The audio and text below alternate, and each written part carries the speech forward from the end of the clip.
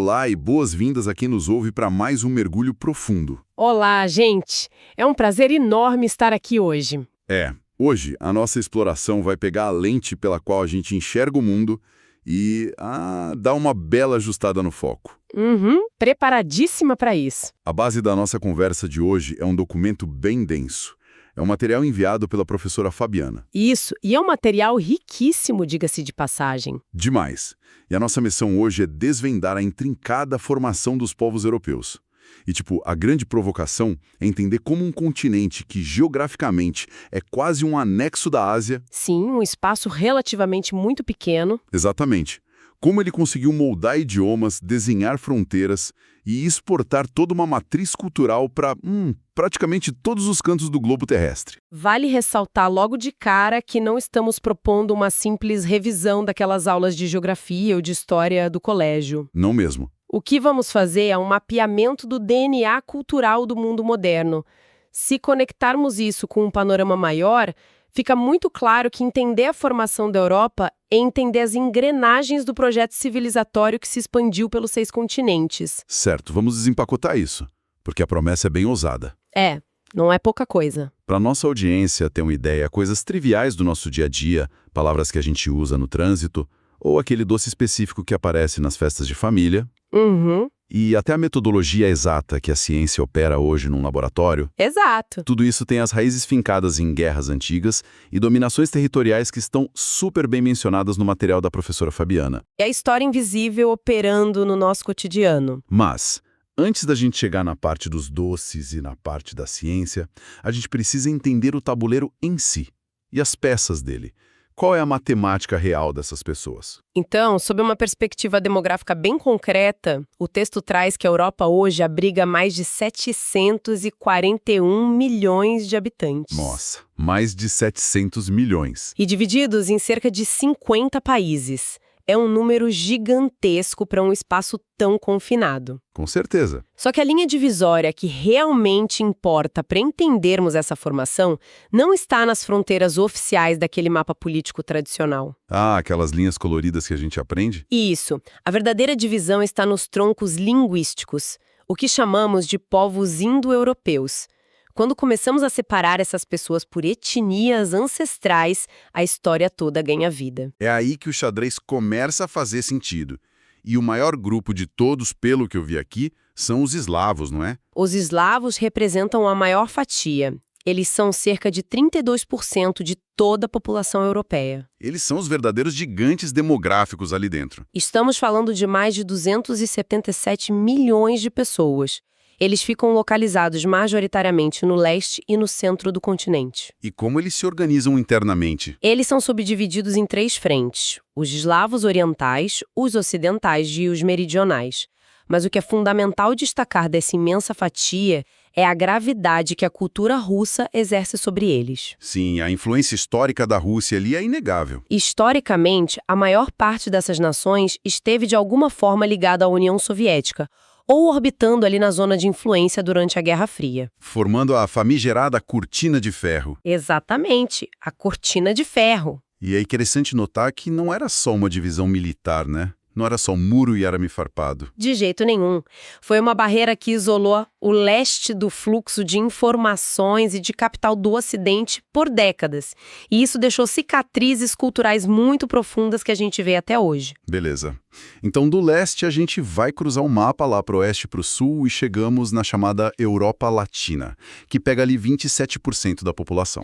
Que é a nossa herança direta. Sim, a herança viva do Império Romano, o idioma derivado do latim, a forte presença do catolicismo. A cultura agrícola também é muito forte. Bem lembrado.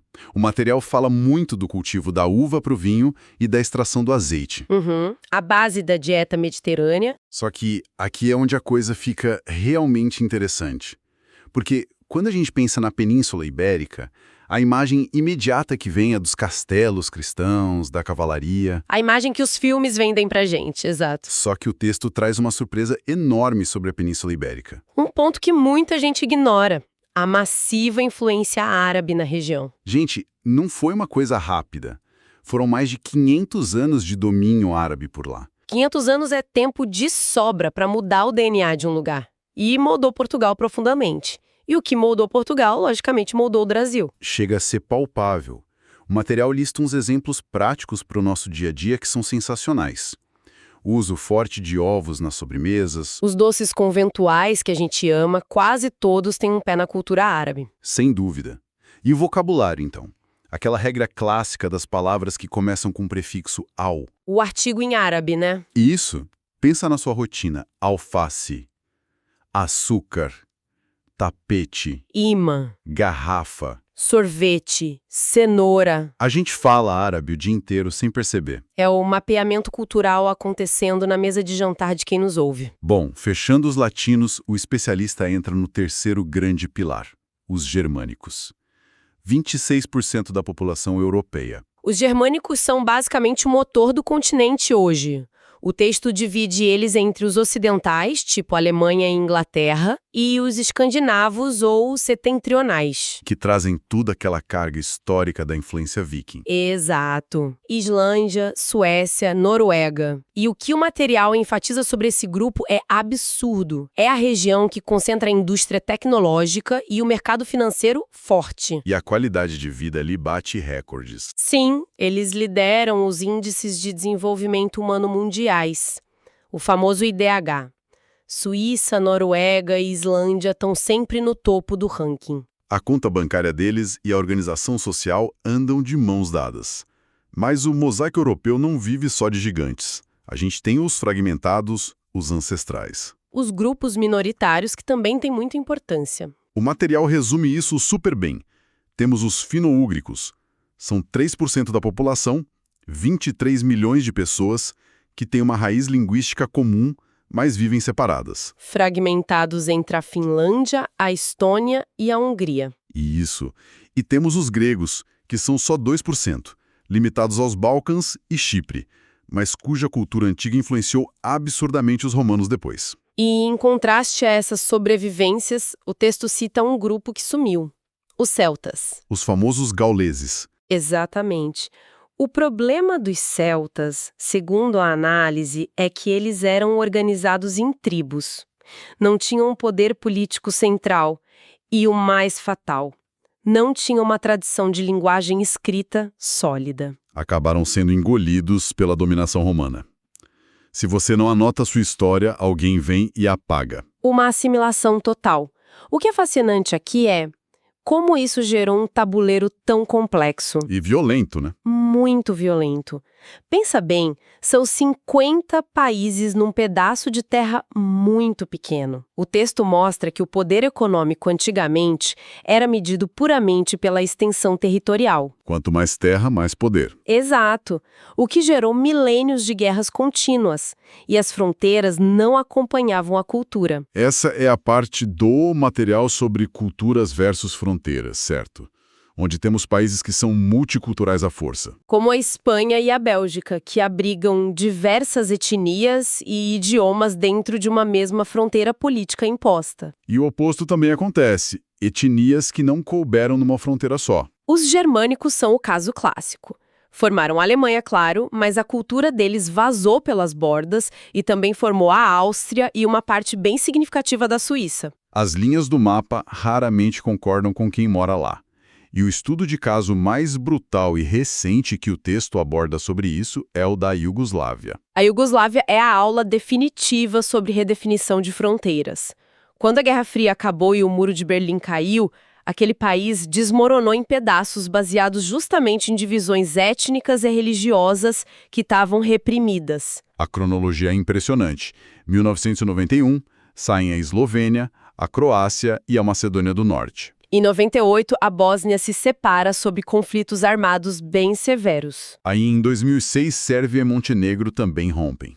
E, por último, temos o caso do Kosovo, em 2008. E o material até cita algo inusitado sobre o Kosovo. Como essa tensão diplomática vaza para esportes como o futebol. O esporte vira uma caixa de ressonância da geopolítica. Jogadores se recusando a enfrentar certas seleções, manifestações em campo. É a fronteira invisível entrando no gramado.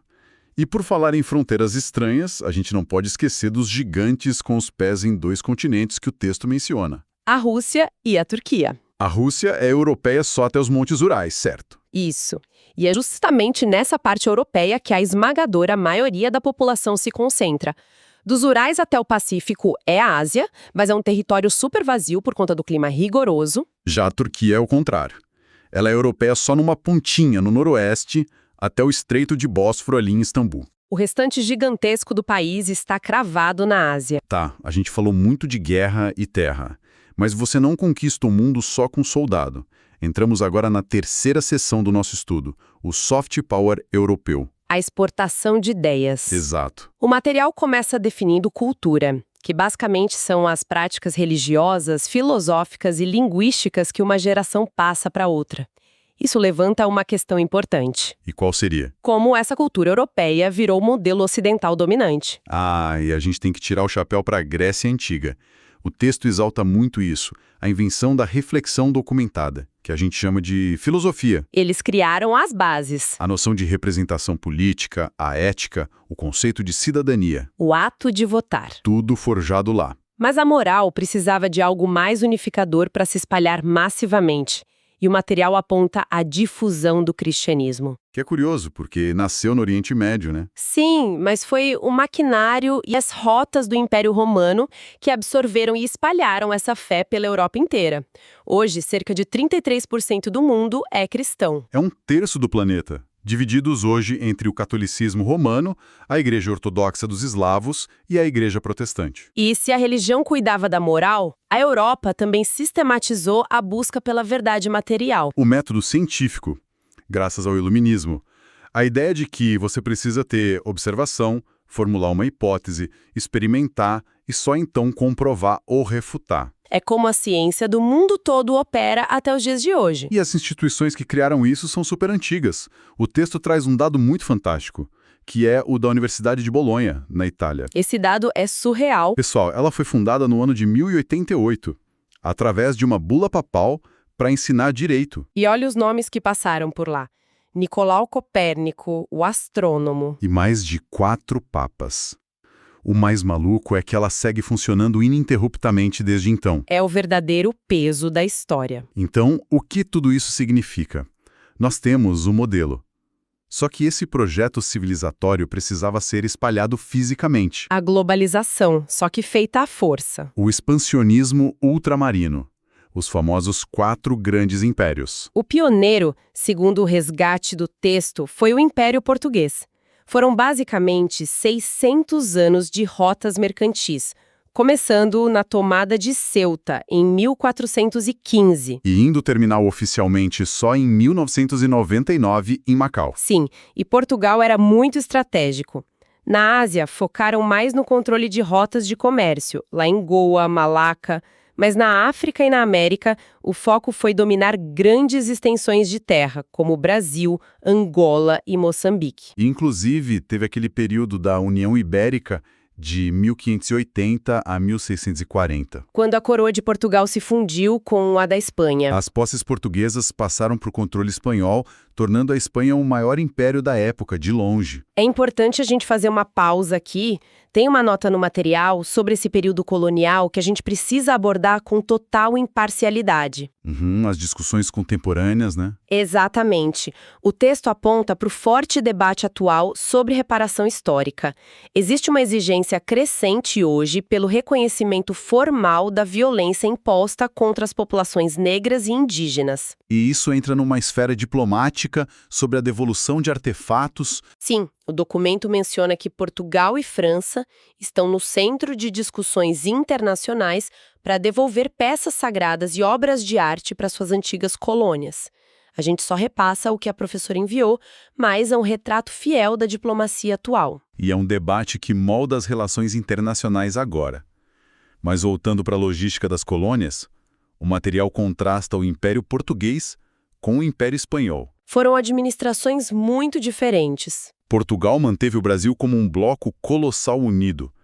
A Espanha foi pelo caminho da descentralização pesada. Eles dividiram os territórios todos, os grandes vice-reinados, como o do Rio da Prata e o do Peru, e as capitanias menores, tipo Chile e Cuba. O que, mais tarde, garantiu que a América Espanhola se fragmentasse naquele monte de países diferentes depois da independência.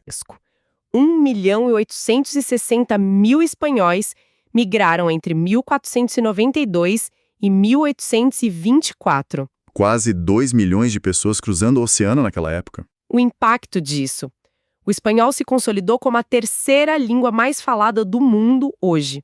São mais de 400 milhões de pessoas em 21 países. E a gente fecha essa era de expansão com os dois rivais do norte, o Império Britânico e o Império Francês. Os números do Império Britânico no começo do século XX são assustadores. Sim, o texto aponta que eles cobriam 25% da área do planeta Terra. Um quarto do globo.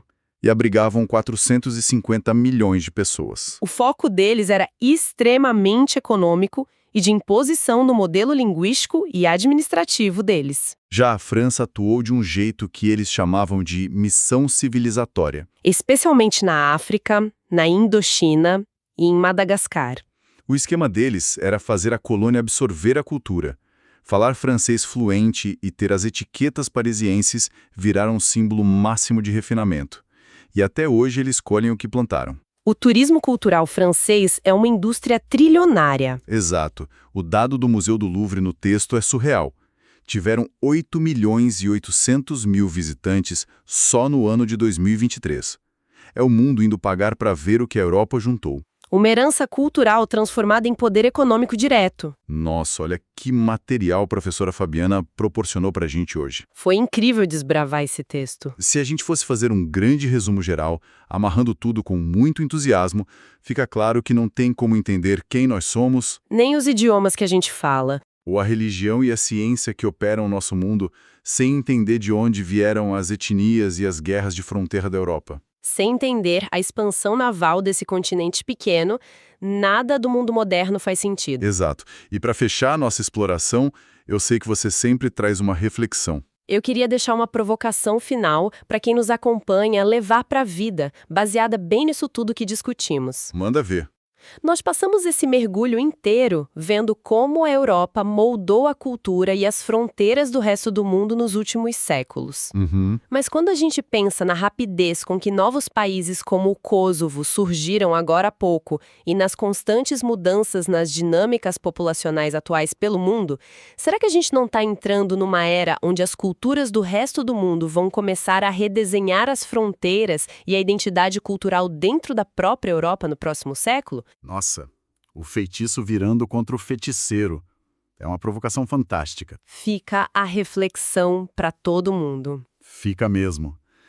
Que mergulho, pessoal! Queria agradecer imensamente a companhia e a energia de quem nos ouviu até o último minuto. Muito obrigada pela escuta, gente. Fechamos mais esta nossa análise por aqui. Continuem curiosos e nos vemos no próximo Mergulho Profundo. Até lá!